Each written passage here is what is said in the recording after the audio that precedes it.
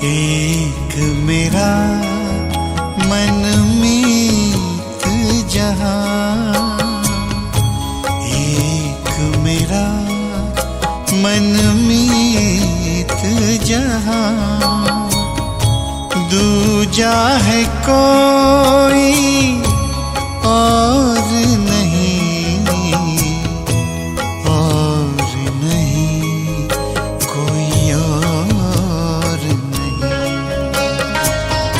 चल रे मना ले चल तू वहाँ, चल रे मना ले चल तू वहाँ, जग का जहाँ कोई शोर नहीं, शोर नहीं कोई शोर नहीं। एक मेरा मनमीत जहां,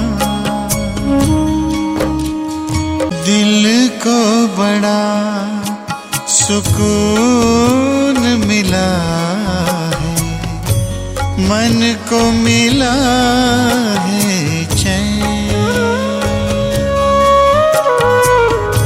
दिल को बड़ा सुकून मिला है, मन को मिला है चैन। उसने मुझको अपना कह कर प्यार दिया दिन रैन, प्यार दिया दिन रैन। सुख बरसाए दिल को लुभाए, सुख बरसाए दिल को लुभाए, ऐसा कोई चित चोर नहीं, चित चोर नहीं, चित चोर नहीं। एक मेरा मनमीत जहां। ओम शांति। आज बाबा की 10 तारीख की मुरली है। बाबा बोले, मीठे बच्चे, आपस में मिलकर इस कलयुगी दुनिया से दुख के छप्पर को उठाना है। बाप को याद करने का पुण्य करना है। प्रश्न है, ज्ञान की अविनाशी प्रारब्ध होते हुए भी कई बच्चों के पुण्य का खाता जमा होने के बजाय ख़त्म क्यों हो जाता है? उत्तर है, क्योंकि पुण्य करते करते बीच में पाप कर लेते। ज्ञानी तू आत्मा कहलाते हुए संग दोष में आकर कोई पाप किया तो उस पाप के कारण किए हुए पुण्य खत्म हो जाते हैं। दूसरा, बाप का बनकर काम विकार की चोट खाई, बाप का हाथ छोड़ा तो वो पहले से भी अधिक पाप आत्मा बन जाते। उसे कुल कलंकित कहा जाता है। वह बहुत कड़ी सजा के भागी बन जाते हैं। सतगुरु की निंदा कराने के कारण उन्हें ठोर मिल नहीं सकता। ओम शांति। रूहानी बाप रूहानी बच्चों के साथ रूह रिहान कर रहे हैं। ये तो आत्मा जानती है कि एक ही हमारा बेहद का बाप है। वह तो बच्चे समझ गए हैं। मंजिल है मुक्ति, जीवन मुक्ति की। मुक्ति के लिए याद की यात्रा जरूरी है और जीवन मुक्ति के लिए रचना के आदि मध्य अंत को जानना जरूरी है। अब है दोनों ही सह सृष्टि का 84 जन्मों का चक्र फिरता रहता है। यह तुम बच्चों की बुद्धि में रहना चाहिए। अब हमारा 84 जन्मों का चक्र पूरा होता है। अब हमें जाना है वापिस घर। अब वापिस तो कोई जा नहीं सकते क्योंकि पाप आत्मा है। पाप आत्माएं मुक्ति जीवन मुक्ति में जा नहीं सकती। ऐसे ऐसे विचार करने होते हैं। जो करेगा सो पाएगा और खुशी में रहेगा तथा दूसरों को भी खुशी में लाएगा। तुम बच्चों को कृपा व मेहर करनी है, सबको रास्ता बताने की, समझाना है। तुम्हारी आत्मा सतो प्रधान से अब तमो प्रधान बन गई है, इसीलिए वापिस जा नहीं सकती। पुकारते भी हैं, हे पतित पावन। बच्चे जानते हैं कि अभी पुरुषोत्तम संगम युग है। यह भी किसको अच्छी रीति याद रहता है, किसको याद नहीं रहता है, घड़ी घड़ी भूल जाता है। परंतु तुमको अगर संगम युग याद रहे तो भी खुशी का पारा चढ़ा रहे, बाप टीचर याद रहे तो भी खुशी का पारा चढ़ा रहे। किसको बड़ा रोला विघन बीच में पड़ता है, किसको थोड़ा पड़ता तो जरूर है। कई ऊपर जाकर फिर नीचे आ जाते। कोई की अवस्था अच्छी होती है तो दिल पर चढ़ जाते, फिर नीचे गिरते तो कमाई चट हो जाती है। जैसे दुनिया में कितना दान पुण्य करते हैं इसीलिए कि पुण्य आत्मा बने। फिर अगर पुण्य करते करते पाप कर्म करने लग पड़ते तो पाप आत्मा बन पड़ते। तुम्हारा पुण्य है ही बाप को याद करने में, याद से ही तुम्हारी आत्मा पुण्य आत्मा बनती है। तो अगर बाप को ही भूल जाए, दूसरे का संग लग जाए तो बहुत पाप करने से जो कुछ पुण्य किया वह भी खत्म हो जाता है। समझो, आज दान पुण्य करते हैं, सेंटर खोलते, कल फिर बेमुख हो जाते हैं तो पहले से भी जास्ती गिर जाते, क्योंकि पाप करते हैं ना। तो वह खाता जमा के बदले ना हो जाता है। पहले बहुत अच्छी सर्विस करते थे, बात मत पूछो, फिर एकदम गिर जाते हैं। शादी कर लेते हैं, पहले से भी जास्ती खराब हो जाते। पाप करने से फिर वह पाप का बोझा चढ़ता जाता है। जमा और ना की जैसे मुरादी कमाई संभाली जाती है ना। परंतु इन बातों को भी कोई समझने वाला ही समझे। पाप भी कोई हल्का कोई बड़ा होता है। काम का सबसे कड़ा, क्रोध सेकंड, लोग उनसे कम, मोह उनसे कम नंबरवार होते हैं। काम की चोट खाने से फायदे के बदले नुकसान हो जाता है, क्योंकि सतगुरु की निंदा कराई तो ठोर पा न सके, वह दिल से उतर जाएंगे। बाप का बनकर बाप को छोड़ देते, फिर उसके कर्म पर भी होता है। कारण क्या, चल न सका। अक्सर करके काम की चोट जास्ती लगती है, यही मुख्य दुश्मन है। कब सुना क्रोध की एफिजी जलाई? नहीं, काम ही की बनाते हैं, रावण ठहरा ना। बाप कहते काम पर जीत पाने से जगत जीत बनेंगे। बिल्कुल हरा बैठे हैं तो जीत के बदले हार हो जाती हैं। बाप को बुलाते हैं, पतित पावन आओ, काम से बहुत पीड़ित होते हैं। फिर कहते बाबा काला मुंह कर दिया। बाबा कहेंगे तुम तो कुल कलंकित हो। क्रोध व मोह के लिए ऐसे नहीं कहेंगे, सारा मदार है काम पर। बुलाते हैं, हे पतित पावन आओ। बाप आया है फिर भी पतित बनते रहे तो बाप क्या कहेंगे। साधु संत आदि सब कोई पुकारते हैं, हे पतित पावन आओ। अर्थ कोई नहीं समझते। कोई मानते हैं कि हाँ आने वाला है जो नई दुनिया स्थापन करेंगे, परंतु टाइम बहुत लंबा दे देने से घोर अंधियारे में गिर पड़े हैं। ज्ञान और अज्ञान है ना। बाप समझाते हैं, भक्ति में तुम जिसकी पूजा करते हो उसे जानते नहीं तो वह भक्ति किस काम की। न जानने के कारण जो कुछ करते वह निष्फल हो जाता है। मनुष्य समझते हैं दान पुण्य करने से फल मिलता है, परंतु वह अल्पकाल के लिए, कागविष्टा के समान सुख। सन्यासी भी कहते ये दुनिया में जो कुछ सुख मिलता है वह कागविष्टा समान है, बाकी सब दुख ही दुख है।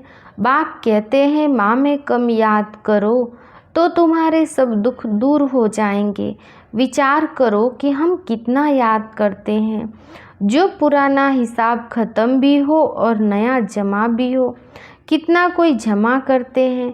इसमें धन आदि की बात नहीं, ये तो है ही पाप कैसे मिटे। मूल बात है ही पवित्र बनने की। ऐसे भी नहीं समझो कि बाप को लिख कर देने से कोई जन्म जन्मांतर का ख़त्म हो जाएगा। पापों का बोझा जन्म जन्मांतर का बहुत है, वह सब नहीं कटते। इस जन्म में जो किए उसकी हल्काई हो जाती है, बाकी तो मेहनत बहुत करनी पड़े। जितना याद में रहेंगे उतना पापों का बोझा हल्का होता जाएगा। कोई बच्चे बहुत मेहनत करते, लाखों को रास्ता बताते हैं, 84 जन्म का चक्र समझाते हैं। जन्मों के हिसाब को तुम जानते हो, विचार करो कितना योग बल है। हमारा जन्म कब होगा? सतयुग आदि में हो सकेगा। जो सतयुग में आएंगे, जो बहुत पुरुषार्थ करेंगे, वही सतयुग आदि में जन्म ले सकेंगे। वह कोई छिपा थोड़ी रहेगा। ऐसे मत समझो कि सभी कोई सतयुग में आएंगे। कोई तो पिछाड़ी में आकर थोड़ा बहुत ले लेते हैं। जो जास्ती कमाई करते हैं वह जल्दी आते हैं, कम कमाई करते हैं तो देरी से आते हैं। इसलिए बाप को बहुत याद करना चाहिए, और है भी बहुत सहज। जो अच्छी रीति याद करेंगे उनको खुशी रहेगी। हम जल्दी नई दुनिया में आएंगे। राजा बनना है तो प्रजा भी तो बनानी है ना।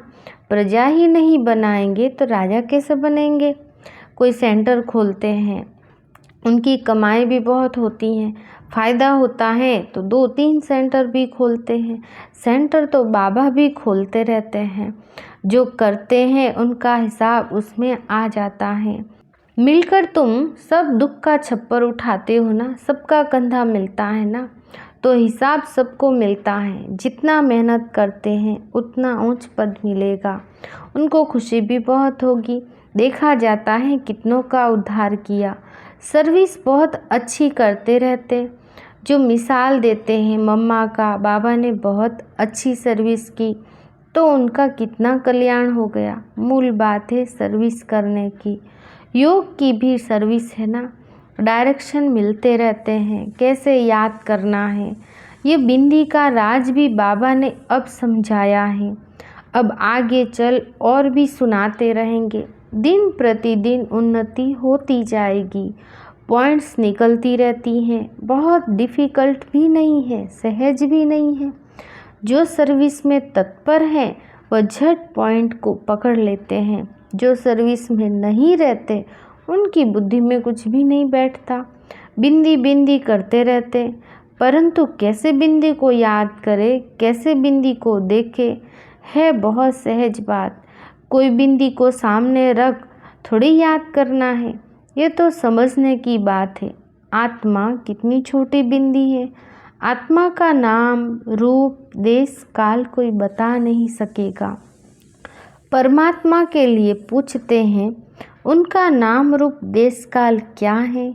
बेसमझ मनुष्य न आत्मा को जानते न परमात्मा को जानते। यहाँ भी जो पूरी रीति नहीं जानते हैं, सिर्फ बाबा बाबा करते रहते। नॉलेज कहाँ सीखते हैं? कुछ भी सर्विस करते नहीं, खाते रहते हैं। जैसे सन्यासियों के पास भी अवधूत होते हैं जो करते कुछ भी नहीं है, खाते रहते। बाकी सन्यास धारण किया, विकार से छूट गए, वो भी कम बात नहीं। बाबा समझाते हैं, तुम पवित्र थे, अभी अपवित्र बन गए हो। तुमने ही 84 जन्मों का चक्र लगाया। इन बातों को भी मनुष्य समझ नहीं सकते। भक्ति बिल्कुल अलग है, ज्ञान बिल्कुल ही अलग बात है। रात दिन का फर्क है। तुम जानते हो हमको पुरुषार्थ से लक्ष्मी नारायण जैसा बनना है, जो श्रीमत पर पूरा चलना है। मेहनत तो है ना, बाकी यह बीमारी आदि तो चलती रहेगी। ये निशानी अंत तक दिखाई देगी, फिर गुम हो जाती हैं, फिर कोई दुख नहीं रहेगा। बाप को कहते ही हैं दुख हरता सुख करता। हे लिबरेटर, रहम करो, तो फिर सब दुख से छूट जाते हैं। दुख में ही मनुष्य बहुत सिमरन करते हैं, हे प्रभु, हे राम। दुख के टाइम सब कहेंगे भगवान को याद करो, परंतु भगवान कौन है ये कोई नहीं जानते। सिर्फ कहेंगे गॉडफादर को याद करो, खुदा को याद करो। तुम तो अच्छी रीति जानते हो, वो हमारा बाप है। बाप ही सिखलाते हैं अपने को, आत्मा समझ मुझे याद करो। भक्ति मार्ग में ऐसे कहेंगे क्या कि अपने को आत्मा समझ बाप को याद करो? नहीं। कितने प्रकार की अथाह भक्ति है, ज्ञान एक ही है। समझते हैं भक्ति से भगवान मिलेगा। भक्ति कब से शुरू होती है, कौन जास्ती भक्ति करता है, यह किसको पता नहीं। क्या अजून 40,000 वर्ष भक्ति ही करते रहेंगे? कहाँ तक भक्ति करेंगे? अभी तुम जानते हो इतना समय भक्ति चलती है, इतना समय ज्ञान चलता है। भक्तों को पता नहीं चलता है। उन्हों को समझाने के लिए ही इतनी प्रदर्शनी आदि करते हैं। प्रदर्शनी में भी कोटों में कोई निकलते हैं, आगे चल करके ही निकलेंगे। यहाँ भी कितने ढेर आते हैं, तुम कितने थोड़े हो जो सच्चे ब्राह्मण पवित्र रहते हो, जो रेगुलर हो वह आते। परंतु यह भी हिसाब निकाल न सके कि सच्चे ब्राह्मण कितने हैं। बहुत झूठे भी हैं। ब्राह्मणों का काम ही है कथा सुनाना। बाबा भी कथा सुनाते रहते हैं ना, तुमको भी कथा सुनानी है। यथा बाप तथा बच्चे, बच्चों का काम ही है गीता सुनाना। परंतु सब कहाँ सुनाते हैं? तुम जानते हो ज्ञान की पुस्तक एक ही गीता है, वह है सर्वशास्त्रमयी शिरोमणि। उसमें सब आ गया। माई बाप है गीता, बाप ही आकर सबकी सद्गति करते हैं। यह भी लिख सकते हो कि शिव बाबा की जयंती ही हीरे तुल्य है, बाकी सबकी जयंतियाँ कौड़ी तुल्य हैं। बाप को तो सब याद करते हैं। कलयुगी मनुष्य सतयुगी देवताओं की पूजा करते हैं। उन्हों को ऐसा बनाने वाला कौन है? एक बाप। परंतु ये भी समझा वही सकेंगे जो अच्छी रीति समझते हैं। कायदे मुजिब कोई समझाते नहीं। बाबा कहते हैं हमारे कई बच्चे कंस्ट्रक्शन के साथ डिस्ट्रक्शन भी करने वाले हैं। महारथी, घोड़े सवार, प्यादे सब है ना, तो प्यादे क्या करेंगे? पढ़े लिखों के आगे भरी ढोएंगे। बाकी जो न भरी ढोएंगे, न पढ़ेंगे, न पढ़ाएंगे, उनको क्या कहेंगे? ऊंट पक्षी। अच्छा, मीठे मीठे सिखी लदे बच्चों प्रति माता पिता बाप दादा का याद, प्यार और गुड मॉर्निंग। रूहानी बाप की रूहानी बच्चों को नमस्ते। हम रूहानी बच्चों की रूहानी बाप दादा को याद, प्यार, गुड मॉर्निंग, नमस्ते नमस्ते नमस्ते। धारणा के लिए मुख्य सार, पहला पॉइंट है बाप बिंदी है। इस बात को यथार्थ समझकर बाप को याद करना है। बिंदी बिंदी कहकर मूंझना नहीं है, सर्विस पर तत्पर रहना है। दूसरा पॉइंट है सच्ची गीता सुननी और सुनानी है। सच्चा ब्राह्मण बनने के लिए पवित्र रहना है। रेगुलर पढ़ाई जरूर करनी है। आज का वरदान, सदा खुशी की खुराक खाने वाले और खुशी बांटने वाले खुश नसीब बेफिक्र भव। विस्तार में बाबा ने कहा ब्राह्मण जीवन की खुराक खुशी है। जो सदा खुशी की खुराक खाने वाले और खुशी बांटने वाले हैं वही खुश नसीब है। उनके दिल से यही निकलता कि मेरे जैसा खुश नसीब और कोई नहीं। भले सागर की लहरें भी डुबाने आ जाए तो भी फिक्र नहीं, क्योंकि जो योग युक्त हैं वह सदा ही सेफ हैं। इसलिए सारे कल्प में इस समय ही आप बेफिक्र जीवन का अनुभव करते हो। सतयुग में भी बेफिक्र होंगे, लेकिन ज्ञान नहीं होगा। स्लोगन है आज का, सहज पुरुषार्थी बनना है तो सर्व की दुआओं से स्वयं को भरपूर करो। अच्छा, ओम शांति।